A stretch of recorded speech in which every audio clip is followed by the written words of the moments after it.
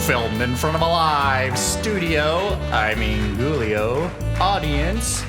It's Spooky Stories time with your ghost host, Ghoulash. Thank you. Welcome to Spooky Stories. I'm your ghost host, Ghoulash. Long time no see. How have you been? Who, me? Oh, I've been just awful. It's been great. Yeah, I've just been up to the usual. You know, haunting people, devouring souls, etc., etc. Wanna know what happened to me the other day? So the other day, this big, juicy human comes waddling into my cemetery, the cemetery that I haunt. And, well, bada bing, bada boom, let's just say I was full shortly after. What? Ghouls have to eat too, you know. I don't judge you for slamming down cheeseburgers and nachos. Gosh, I'm kind of regretting getting this whole studio audience thing. I think it might have been a mistake. Anyway, let's get to the spooky story of the month. This story's called The Noisy Neighbor.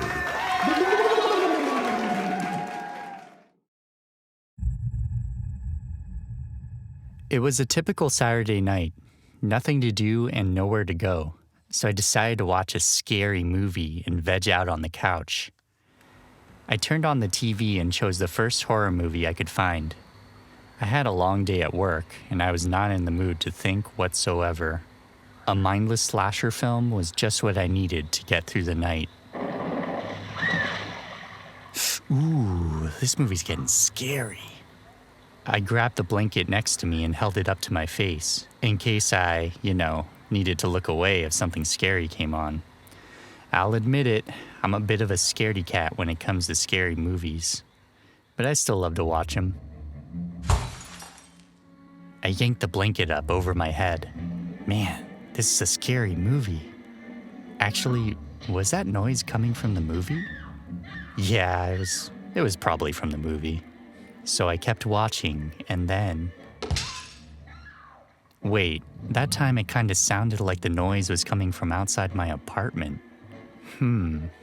Maybe it's just my neighbor making noise. I know my neighbor's been having some trouble lately. Hopefully he's doing okay. Anyway, I continued watching the movie, and then I heard another noise that nearly made me jump out of my skin. Was that a scream? That also kind of sounded like it was coming from outside and not from the movie. Okay, I think what's going on is I've been watching too many scary movies, and it's messing with my brain and making me hear things. It's probably all just my imagination. Yeah, I think it's time for bed. As I got ready for bed, I started to think about my neighbor again. Every time I run into him outside the apartment, it's kind of uncomfortable.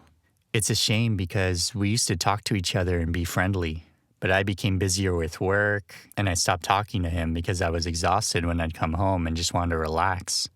Slowly things changed until we stopped talking to each other altogether. He reached out to me a little while ago asking for help with something, but I got caught up in my own things and never returned his call. Maybe I should give him a call tomorrow and see how he's doing. It's the least I could do. Lately, when I see him in passing, he doesn't seem so well.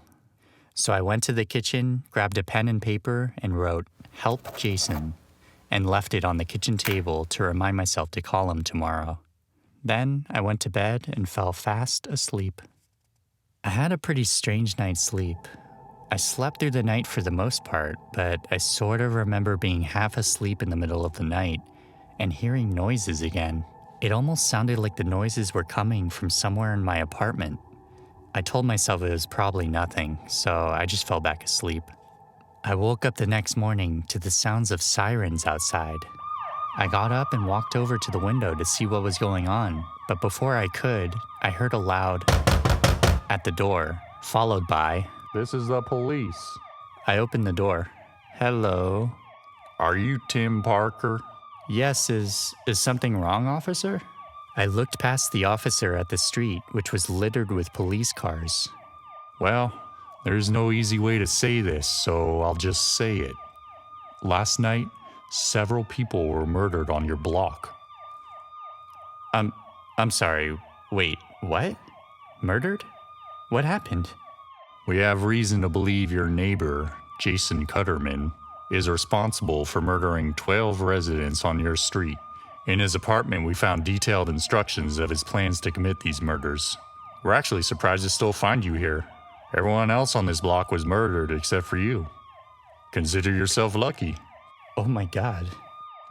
Yeah, it's a pretty gruesome scene. All of the victims had their eyes, ears, and tongues cut clean off. Sicko must have collected them as trophies or something. Can you imagine that? You're just minding your own business when some guy comes into your place and decides to gouge your eyeballs out, slice off your ears, and then your tongue clean off. Makes me sick. He's still missing, too. We're gonna need to ask you some questions to see if we can get any leads. Excuse me. I went back into the apartment and emptied my stomach into the toilet. I can't believe it. I was just thinking about Jason last night and was going to call him today to offer some help. I went to the kitchen sink to wash my hands, and then I saw the note I wrote last night on the kitchen table. Just below where I wrote, "Help Jason," there were 2 words written by someone else. Too late.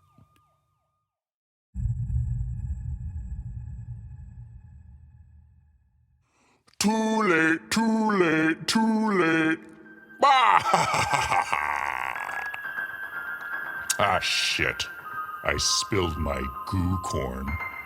It's like popcorn, but gooier.